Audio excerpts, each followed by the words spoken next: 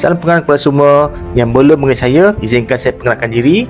Nama saya Muhammad Syafiq Rohai Samin Buyung. Saya dan isteri merupakan founder Master Leader Public Goal yang telah berkongsi ilmu sejak tahun 2018. Kami mendapat bimbingan terus daripada mentor yang sangat berjaya, iaitu Tuan Muhammad Zulfi Syafi'i. Beliau telah menerbitkan 2 buah buku, iaitu pertama buku Emas Bertahan Ketika Gawat dan juga buku Misi Lepas Hutang.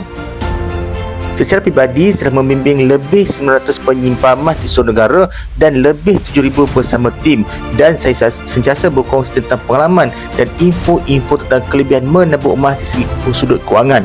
Emas sebagai ubat simpanan selalu bocor, emas sebagai tabungan jangka panjang, emas sebagai tabungan berbagai tujuan, contoh nak pergi haji, dana perkahwinan, dana pendidikan, dan ataupun dana kecemasan ataupun sebagainya.